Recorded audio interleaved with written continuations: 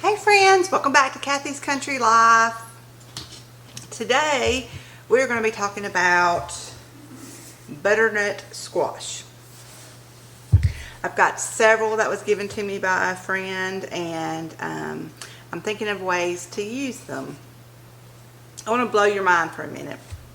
Did you know that canned 100% pure pumpkin, your pumpkin spice lattes, your pumpkin spice coffee creamers are really not made from the round orange pumpkins that you see around Halloween? It's actually made from a squash. The most common squash is a Dickinson Select squash, which very much resembles the butternut squash. I'll insert a picture here so you can see it. Libby's, who does about 85% of all canned pumpkin sales in the country, their pumpkin is made up mostly of Dickinson Select squash. The FDA, there's a fine line between squash and pumpkin, and their guidelines, the way they have it written out, a Dickinson Select squash or any winter squash with a light skin and firm texture qualifies as a pumpkin. So they're not doing anything illegal by marketing it as pure pumpkin puree. It's perfectly fine to do that, but a lot of people didn't know that it's not really made from pumpkin. It's made from butternut squash or Dickinson Select squash. The butternut squash is a brother, sister to a Dickinson. It's a very close cousin to a Dickinson. So what I'm going to do today is I'm going to make a pumpkin pie made from butternut squash. I have took one already and peeled it, de-seeded it. These are so large, and it's okay that it's large. It doesn't change the flavor, it doesn't make it tough or anything. But the ball part of it is what contains the seeds. It looks like when you slice open a cantaloupe, how it's got that seed pouch in the middle. That's what the butternut squash looks like. So I de-seeded it, I sliced it in half, and put it flesh side down and let it roast in my oven for a while, and got it nice and soft. And it comes out. I did this yesterday, and I just put this back in the refrigerator after I mushed it up. So this is nothing but pure butternut squash mashed up. There's no seasonings or anything in there. So what I'm going to do is I have a pie crust prepared. I made one yesterday, stuck it in the refrigerator, and just rolled it out and put it in here. You can use a store-bought one, a frozen one, the refrigerator kind. You can make your own, whatever you like to do. And I'm going to start, I'm going to do all of this in my blender.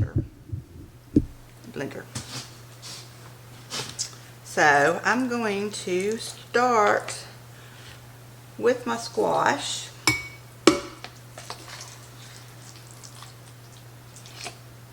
And I needed 2 cups, and that's about 2 cups, a little bit over, and that's fine.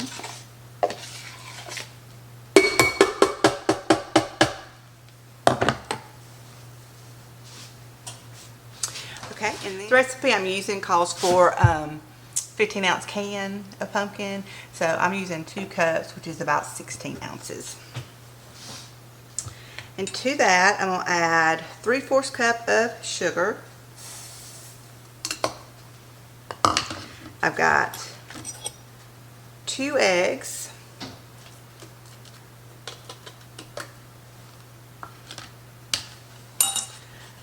I've got 1 1/4 teaspoons of pumpkin pie spice. You can use a mixture of the nutmeg, the clove, and the cinnamon, and do your own, which is probably about, I have to look up the measurements, but pumpkin pie spice has all those spices in it already, and a 1/2 teaspoon of salt. And then I've got 1 1/4 cup of half and half. This is really thick, half and half. It is from my Azure Standard haul, and it's almost like a whipping cream. Okay, I'm going to get this blended up. I'm just going to pulse it.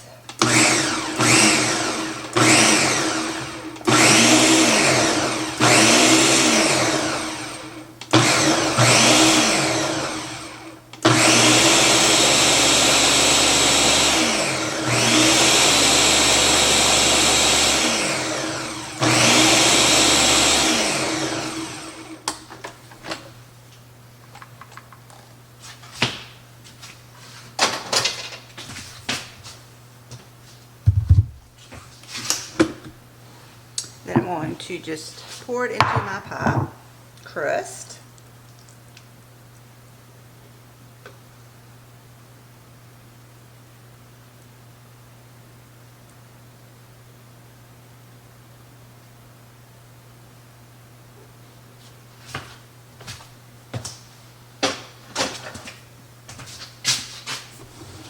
Okay, my oven is not quite at 400, so I'm just going to put it over here and wait for it to go off.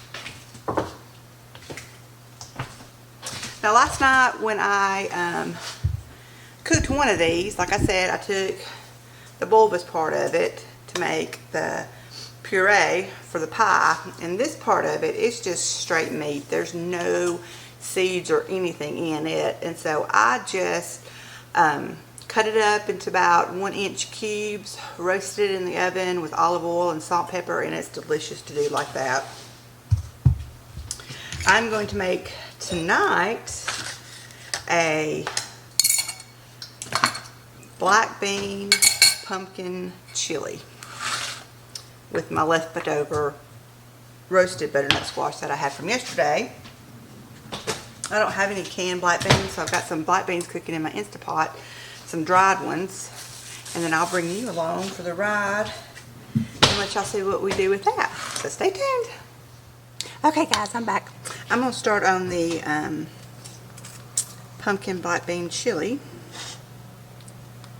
And I ran out of oil out of my dispenser, so I had to go get some more. But I got probably about 2 teaspoons. And I'm using avocado oil. That's what I mainly cook with. And I'm going to get this heated up. And then it calls for 2 bell peppers chopped and an onion chopped. And I had in the freezer already some bell peppers chopped up, and then I had froze some onion that I had diced up in my food processor. So I'm just using these instead of taking the time to, well, I don't have any fresh bell peppers to use, so I knew I had these, and instead of dicing up an onion, I thought I'd go ahead and just use this. So I'm going to put these in and let them be sauteing. I'm going to add a little salt and black pepper.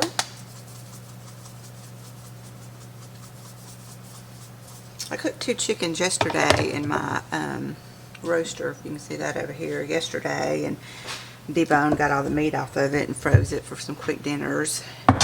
And I've got chicken stock in here that's been cooking since yesterday that I've got to do something with.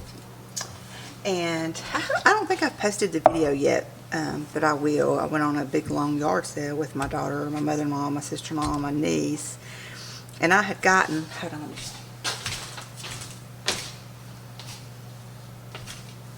from one of the stands, oh, that's my Instapot going off. From one of the stands, they had these, I love little fingerling-like baked potatoes like this. I like to cook them up in the oven and just have them. And then when, you know, for a little snack, you can just peel the peel off. Just so easy, and just eat it. I took 2 of these for lunch today. Me and my husband like eating them like that. They're a good little snack. So I love doing that, just roasting these, and then they're so, you know, easy to peel, and you just peel it off like a banana and eat it. They're good, guys. Okay, so while this gets heated up and starts sauteing, I'll get the other ingredients ready. Just to show you, this is what we ate last night that I had just cubed up and roasted in the oven with some olive oil and salt and pepper. Now then I'll use this in the chili because it does have salt and pepper and olive oil on it. I would not have used this to make the pumpkin pie just because I don't know how that would taste with the olive oil and salt and pepper. But for this, the leftovers is great for this chili. Okay, to this I'm going to add about 6 teaspoons of this minced garlic. Just the Walmart brand minced garlic. You can just, if you have some whole cloves, you can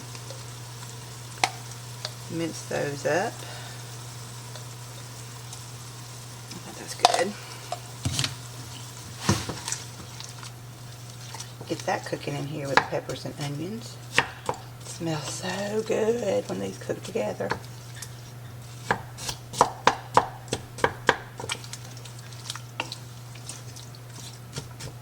I'm going to crank this up on high and get them going because these were frozen, I have a lot of liquid in here that I kind of want to evaporate some.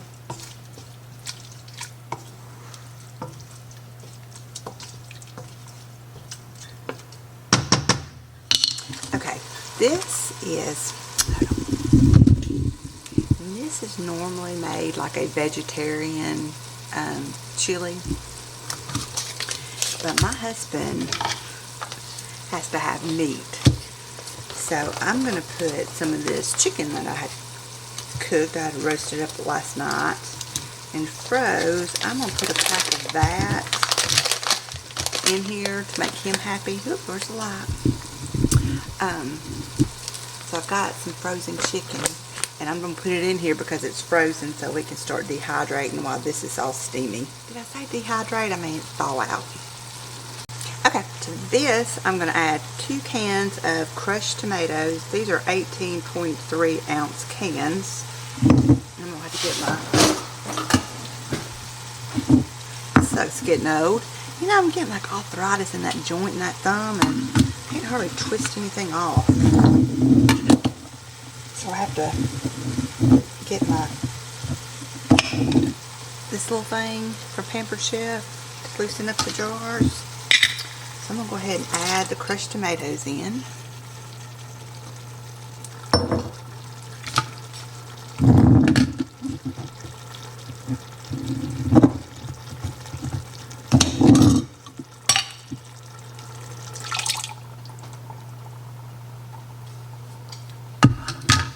And you didn't hear me say this, but see, these are the glass jars, and they have the button goes in and out. You can do some Rebel canning in these. These are you can reuse these to can. Now, you're not supposed to, but I will wash these and save these in case I get a hankering to be a Rebel.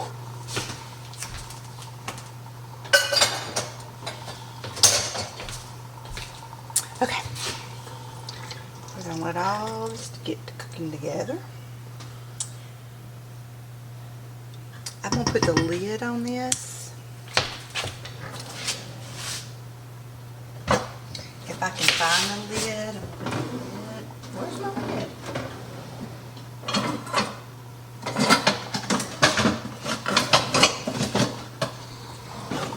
Okay, I'm gonna look for my lid. I'm going to put the lid on this and just let it simmer some and get that chicken defrosted. The chicken is already cooked fully, so I'm just going to let the chicken defrost some and turn it down a little bit, and then I'll be back with you. I'm being quiet because my husband is back there in the recliner sleeping. I found my lid. It was right here. Okay. Stay tuned. Okay, got everything combined together, and the chicken is, there's one little hunk that's still frozen, but it'll be all good to go in a couple of seconds. So I cooked 1 cup of dried black beans in my Instapot. You can use a can.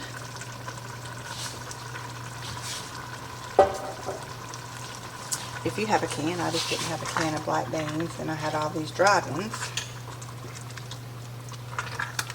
And mix that all in here.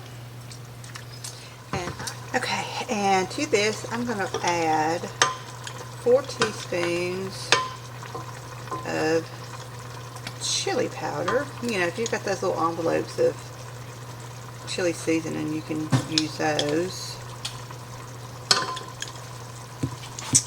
And some chili flakes. I don't have any chili flakes, so I'm going to use my red Korean pepper. That adds just a little bit of heat, but it tastes good. It's not as hot as red pepper flakes. Okay, let's give this a stir.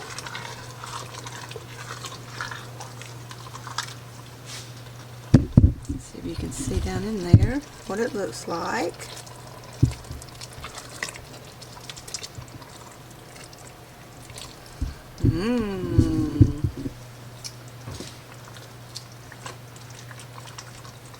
Okay, I'm going to give it a taste test. Stir it up some more and see if that's enough chili powder.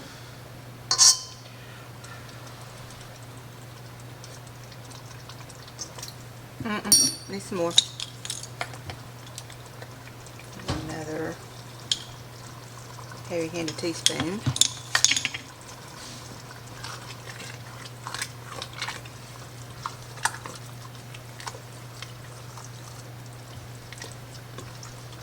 Now it's not on my chili.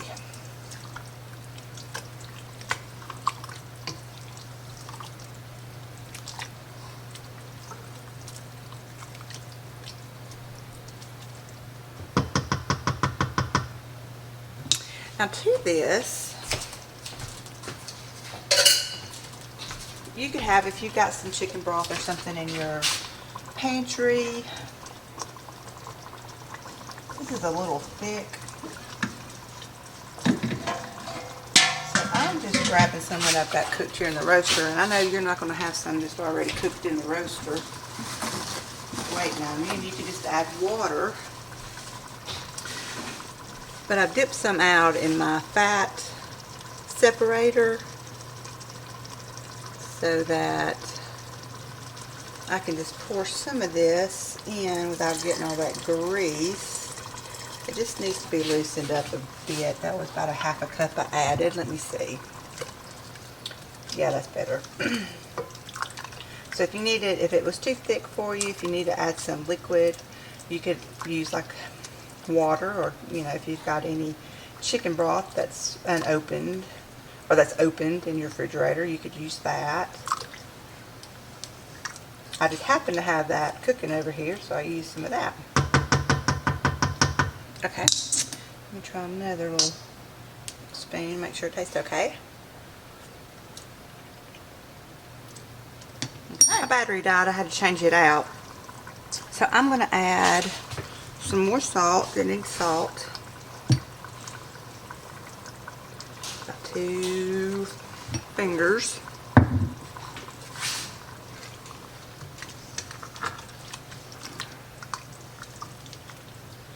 And now I'm going to add in my roasted butternut squash that I had done last night that was left over.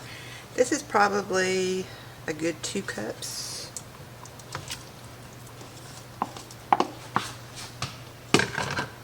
I'm leaving mine chunky because I think it'll be good chunky instead of just pureed.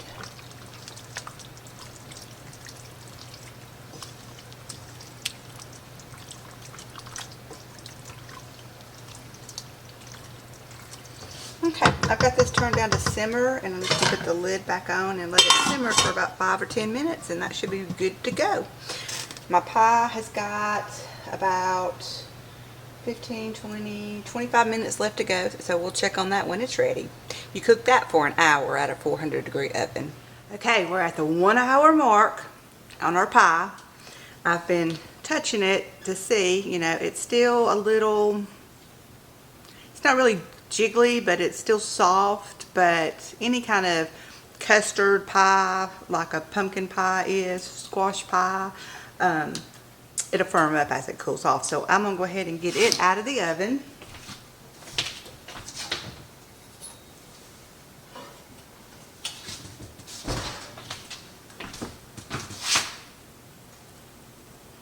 It looks good, it smells good. The edges of my pie got just a little bit dark.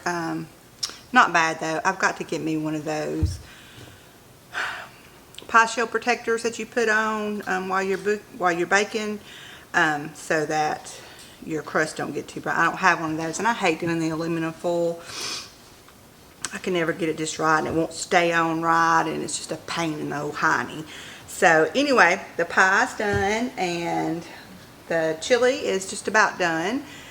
It's a little early for us to eat just yet, but by the time that we eat this and the pie will be all cooled off and we can try a taste of this, and we'll be ready to go.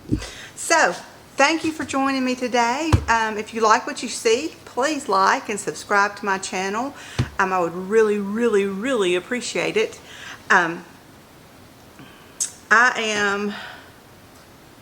Golly, that pie smells so good. I lost my train of thought. But just remember, when you are ordering your pumpkin spice lattes, your pumpkin spice iced coffees, you're buying your pumpkin spice creamers, all the pumpkin spice that's going to be coming out here, probably is already out, probably not made with pumpkin. It's made with squash. So I hope you enjoyed this. Butternut squash is very versatile. It's very tasty. It is a great, great fall side dish to have, and you can do so many things, which I showed you 2 things that you can do with it. Well, I didn't show you last night, but I roasted some last night, and my husband loves it. I mean, that's just one thing. He's like, God, this is so good. And it's so plain. It's just, you just cube up butternut squash. I put it in the oven on like 375 with some oil and salt and pepper, and just let it roast until it's tender, and it's just delicious. So anyway, guys, again, thanks for joining me, and I hope you learned something today.